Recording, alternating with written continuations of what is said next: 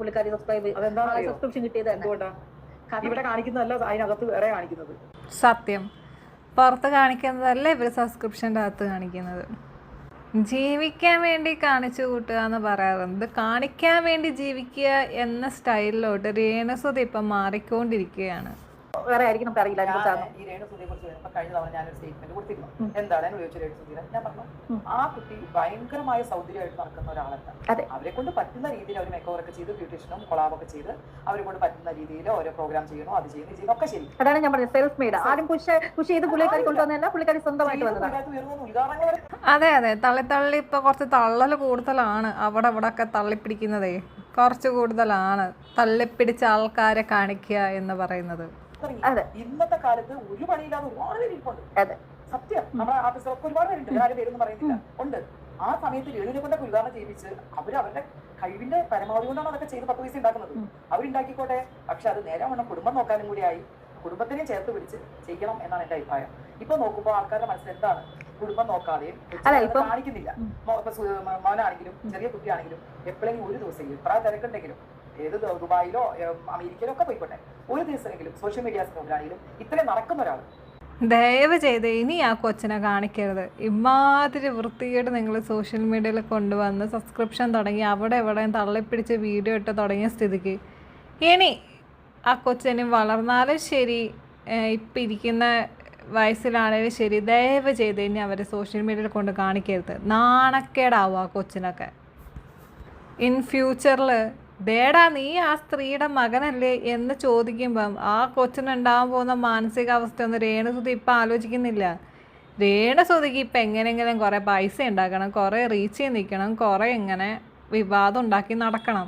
സ്വന്തം മകൻ വളർന്ന് വരുമ്പോൾ അവൻ്റെ അടുത്ത് ആൾക്കാർ വന്ന് ചോദിക്കും, നിൻ്റെ അമ്മ അവിടെ എവിടെയും കാണിച്ചിട്ട് വീഡിയോയും ഫോട്ടോസും ഇട്ടിട്ടല്ലേ നിന്നെ വളർത്തിയത് എന്ന് ചോദിക്കുമ്പം ആ വേദന അറിയണമെങ്കിൽ റിതപ്പൻ വളർന്ന് കഴിഞ്ഞ് അവൻ രേണുസുതിയുടെ അടുത്ത് തിരിച്ച് ചോദിക്കണം, നിങ്ങൾക്ക് നാണമല്ലേ തള്ള എന്നെ ഇങ്ങനെ നോക്കാൻ വേണ്ടിയിട്ടെന്നുള്ളത്.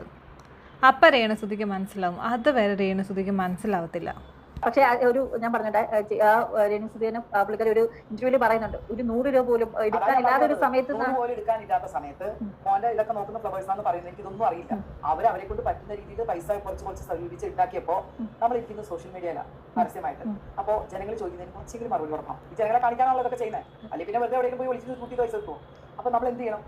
ഫാമിലിയും കൂടെ അറ്റാച്ച് ചെയ്യുന്നത്, മക്കളെയും കൊണ്ടുവന്ന് സംസാരിക്കും, അവർക്ക് ബുദ്ധിമുട്ടില്ലാത്ത രീതിയിൽ ഈ അമ്മ എന്തെങ്കിലും നടക്കണേ എന്നുള്ള ചോദ്യം ചെയ്യാത്ത രീതിയിൽ ഡ്രസ്സിങ്ങിലും കാര്യങ്ങളിലും കുറച്ച് ശ്രദ്ധിക്കണം.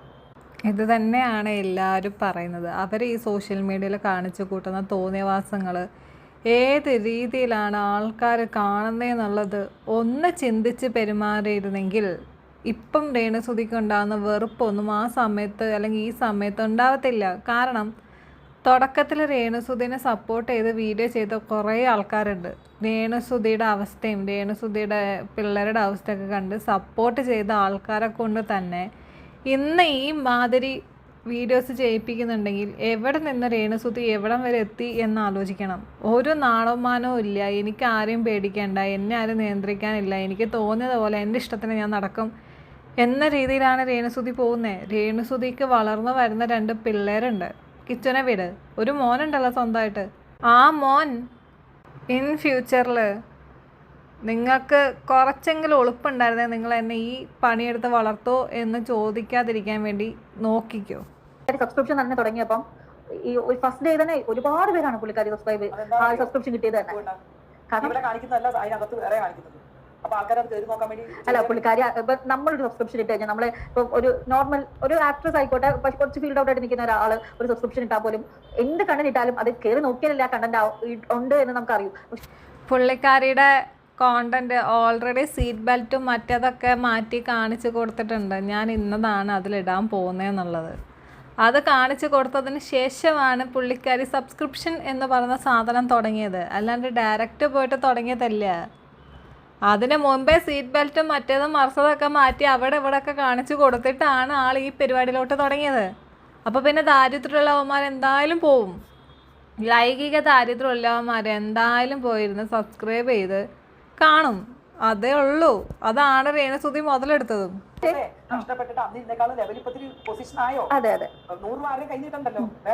മക്കളുണ്ടല്ലോ 2 ആൺപിള്ളേര്, മക്കൾക്ക് ബുദ്ധി. ഇപ്പൊ ഞാൻ പറയാം, ഞാനിത് തുടങ്ങി, ഞാനിപ്പോ ഇരിക്കുന്ന പോലല്ല, ഞാൻ കുറച്ച് മാറി അപ്പുറത്തോട്ട് പോയി നോക്കി, എനിക്ക് ഇഷ്ടംപോലെ സാമ്പത്തിക ഇപ്പുറത്ത് വന്നോണ്ടേയിരിക്കും അല്ലേ. ഞാൻ എന്താ ചെയ്യാത്ത? എന്റെ മോന് ഇപ്പൊ 18 വയസ്സ് കഴിഞ്ഞു, എന്റെ മോൻ വളർന്നു വരുന്നു, ഞാൻ ഒരു അമ്മയാണ്. അപ്പൊ ആ ഒരു ചിന്ത എന്നും എല്ലാവരും മനസ്സിലും വേണം. ഞാനിപ്പോ രേണു അങ്ങനെ കാണിച്ചിട്ട് കാശുണ്ടാക്കി ആ ഭാഗത്തം രേണുസുതി അമ്മച്ചിക്ക് ഇല്ല. ഉണ്ടായിരുന്നെങ്കിൽ അമ്മച്ചി ഈ പണിക്ക് ഇറങ്ങത്തില്ലായിരുന്നു.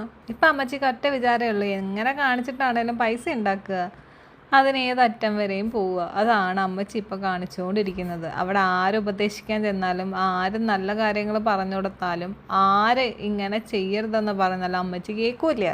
പറ്റുന്നുണ്ടാക്കിക്കോട്ടെ, പക്ഷേ ജനങ്ങൾ ഇത്രയും ക്രൂശിക്കാനൊന്നുമില്ല. എന്താ സത്യാവസ്ഥ എന്ന് അവർക്ക് അറിയും. അവർക്ക് അറിയാത്തത്തോളം കാലം ഞാൻ രണ്ടുപേരും കുറ്റം പറയില്ല. മോന്റെ ഭാഗത്ത് ന്യായം എന്താണെന്ന് എനിക്ക് അറിഞ്ഞൂടാ, രേണുവിന്റെ ഭാഗത്ത് എന്താണെന്ന് എനിക്ക് അറിയില്ല. നമ്മൾ അറിയാത്തവരെ കുറിച്ച് പറയാൻ പാടില്ല. എന്റെ കാഴ്ചപ്പാടിൽ ഞാൻ പറഞ്ഞു, സമൂഹത്തിൽ ഇതുപോലെ നമ്മൾ പരസ്യമായിട്ട് സോഷ്യൽ മീഡിയാസിൽ വരുമ്പോൾ ഒന്ന് ശ്രദ്ധിച്ചാൽ കൂടുതൽ പോസിറ്റീവ്. അതേ ഞാൻ പറഞ്ഞു. അതും ഭർത്താവ് മരിച്ചിട്ടു അല്ലെ, ഭർത്താവ് മരിച്ചതാ. അപ്പൊ അതിന്റെ ഒരിത്തിരി കാണിച്ചെങ്കിൽ അവർക്ക് കൂടുതൽ സ്നേഹം കിട്ടുള്ളൂ. അത് മാത്രമേ ഞാൻ പറഞ്ഞിട്ടുള്ളൂ. അല്ലാതെ അവർ അങ്ങനെ ചെയ്യണമെന്നൊന്നും ഞാൻ പറഞ്ഞില്ല. സത്യാവസ്ഥ അറിയാതെ എനിക്ക് കിച്ചുവിന്റെ കൂടെ നിൽക്കാൻ പറ്റില്ല, രേണുവിന്റെ കൂടെ നിൽക്കാൻ പറ്റില്ല. നമുക്ക് വേറെ ഒരുപാട് കാര്യങ്ങളുണ്ട്. അപ്പൊ അവർ നോക്കി അവർ മാറ്റിക്കോളൂ. ഈ നാളെ ഈ പറയുന്ന കിച്ചു തിരിച്ച് എന്റെ അമ്മയാണ് എനിക്ക് അറിയാതെ പറഞ്ഞു പോയി എന്നാണ് തീർന്നാണ്. അത്രയല്ലേ ഉള്ളൂ. അത് വരട്ടെ നമുക്ക് പ്രാർത്ഥിക്കാം. എനിക്കതേ ഉള്ളൂ. നന്നായി പോട്ടെ. ശ്രുതി എന്ന് പറഞ്ഞാൽ ഞാൻ അത്രയും വർക്ക് ചെയ്തിട്ടുണ്ട്, അനുവിന്റെ ഫ്രണ്ടാണ്, ഫ്ലവേഴ്സിൽ പ്രോഗ്രാം ചെയ്തിട്ടുണ്ട്, അത്രയും സ്നേഹമുള്ള ആളാണ് അല്ലേ. വിധവ എന്ന രീതിയിൽ രേണുസുതിക്ക് ആദ്യമൊക്കെ നല്ല സപ്പോർട്ട് കിട്ടിയതാണ്. പക്ഷേ പിന്നീട് അത് അങ്ങോട്ട് ഇല്ലാതായത് ഇവരുടെ കയ്യിലിരിപ്പ് കൊണ്ട് തന്നെയാണ്.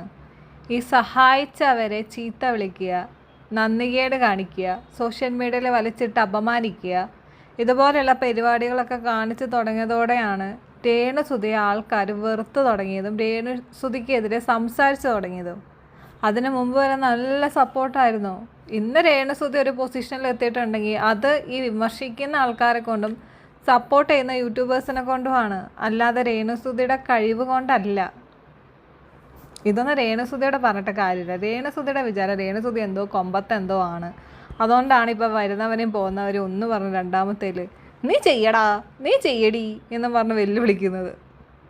അധികം വൈകാതെ ആ സബ്സ്ക്രിപ്ഷൻ ആരെങ്കിലും ഒന്ന് പൂട്ടിക്കഴിഞ്ഞാൽ സന്തോഷമാവും. ഇപ്പോഴത്തെ വെല്ലുവിളി, നിനക്ക് ധൈര്യം ഉണ്ടെങ്കിൽ നീ എൻ്റെ അക്കൗണ്ട് ഒന്ന് പൂട്ടിക്കാണിക്കുന്നതാണ്. അതുലേട്ടനെയും ഡാനിച്ചേട്ടനെയൊക്കെ വെല്ലുവിളിച്ചിട്ടുണ്ട്. ആൾക്കാർ തുനിഞ്ഞിറങ്ങിക്കഴിഞ്ഞാൽ ഇത് ഈസി ആയിട്ട് പൂട്ടാവുന്നതേ ഉള്ളൂ രേണുസുതി. അത് ആദ്യം രേണുസുതി മനസ്സിലാക്കണം. ഈ വെല്ലുവിളിക്കുമ്പോൾ നിങ്ങൾ വിചാരം നിങ്ങളെന്തോ വലിയ മാസ് കാണിക്കുവാണ് എന്നാണെങ്കിൽ അതങ്ങനെയല്ല.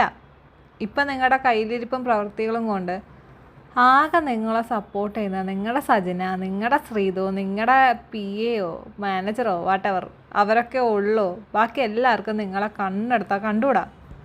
അതെന്തുകൊണ്ടാണെന്ന് സമയം കിട്ടുമ്പം സ്വയം ഒന്ന് ഇരുന്ന് ആലോചിക്കുക. ആലോചിക്കാനുള്ള ബുദ്ധി ഉണ്ടായിരുന്നെങ്കിൽ നേരത്തെ ആലോചിച്ച് അതിലൊരു തീരുമാനമായേനെ. അതില്ലാത്തതുകൊണ്ടാണ് ഇങ്ങനെ ആയിപ്പോയത്. ശരി എന്നാൽ.